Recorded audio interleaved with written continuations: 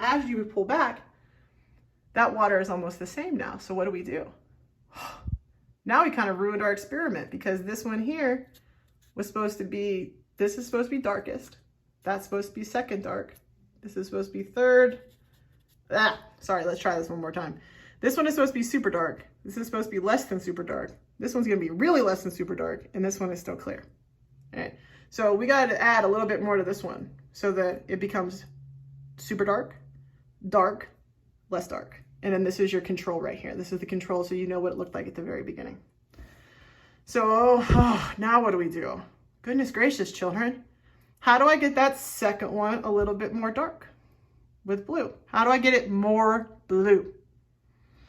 Let's look back at our program. This became, we changed this one and we changed that one.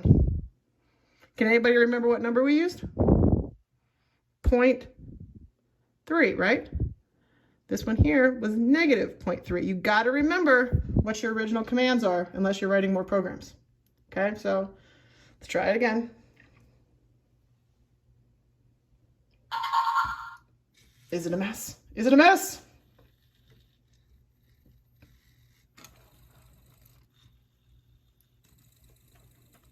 All right, let's see. Do we like that or do we want more? Of course we want more. Let's do it again.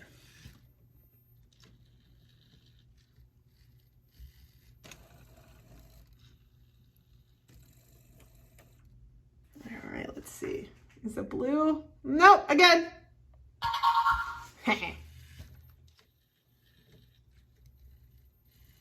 Totally gonna cause a mess on my counter. All right, I think that's good. As you can see, liquid is so dark I can't see through it.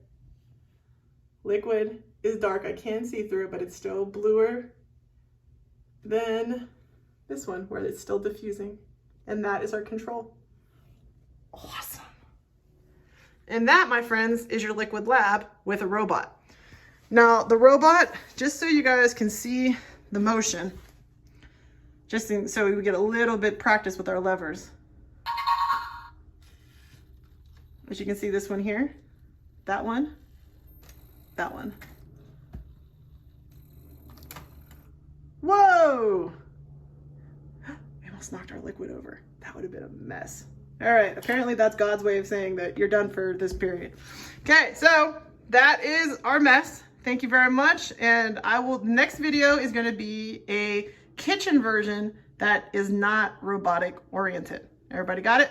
So that'll be about 5 more minutes and then you're done with science for the week. Thank you very much. I will see you guys in a few. All right, this is the last lab of the week. All right, I know that you guys do not have the robotic pieces at home. I just did that for you because I love you and that was fun for me. So let's go ahead and do this as a home lab instead. So you have multiple ways you can do this. The first is what I would do if I were you. Instead of worrying about the little plastic cups, I would go up here to your whatever cabinet you have your cups in and pull out clear cups, whatever glass, do 2 or 3 glass cups like those, okay? But I'm not doing dishes tonight, so you guys can figure that part out. Down here, as we look, here is how you need to set it up, okay? You have your very, very, very dense solution here. Then you have, let me move this back a little bit so that you guys, I'm sure I'm making people sick on these videos, so I'm trying not to move around as much. Okay, cool. So there you go. You have your color solution here. Then you have your 3 controls. All right.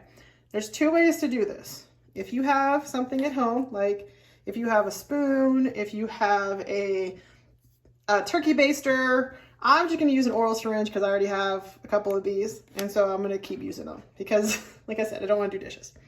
So also, if you're very, very good at it, you can go ahead and pour, but I don't think your parents are going to want you to pour. So just, you know, FYI, I do not think it's a good idea for you to be pouring things like that. Okay, let me set this up so I can use both my hands. All right. Let me see if that will work. If I can use both my hands like that. Okay, so if you get here, what you can do is you can take a little bit of your solution. All right, so I got a whole big bunch right here. Remember, you're trying to make this is dark. You're gonna make a less dark, less than that dark, and your control. You just want to diffuse the water in 3 different gradients. Okay, so the first one, I'm going to drop it in. As you can see, as it moves about, making the solution, you can see that it moves around on its own. Those are the molecules of H2O mixing with the food coloring.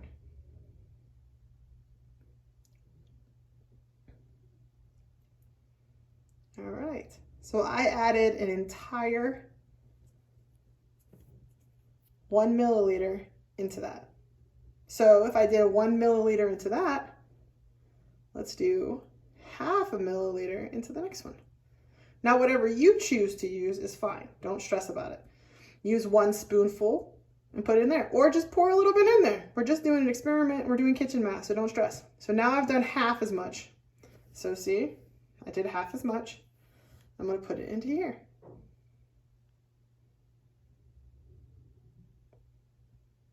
Drop it in nicely.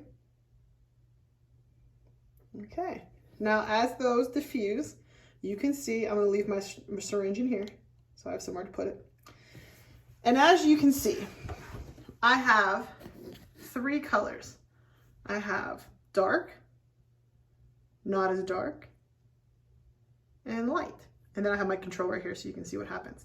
As time goes, you can see that the experiment, that will become more solid the longer that it sits. Okay, it won't have as many streaks. It won't have as much clumps, because when it comes to a liquid, what we talked about earlier is molecules like to stick together. And so since molecules like to stick together, the molecules from the food color will try to evenly disperse through the water, which will make it look like it's one thing instead of having 2 things. Because there's food coloring and water in this one. There's water just in, whoops, that one. And these 2 have different concentrations of the food coloring in the water. This one needs to get just a little bit darker. I mean, there's still a difference between these 2. But when you're doing your experiment home, you want this one to be super dark and this one to be somewhat in between. So I'm going to throw a little bit more in, and I'm going to watch what it does. And that is our gradient lab, because you are taking a solution of water, of liquid, and you're putting different concentrations in your cups.